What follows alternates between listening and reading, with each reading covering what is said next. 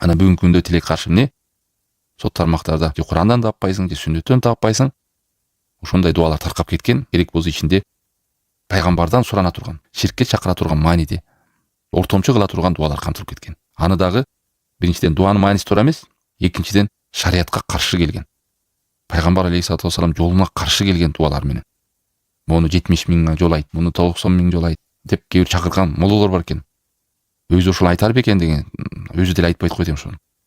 Жүрөт ютубта. Эмне деген ушундук 70 миң карасаң, же булагы жок, же негизи жок, же хадисте жок. Кээ бирлер эмне дейт? Ошодон чыгыш үчүн тажриба деп коет.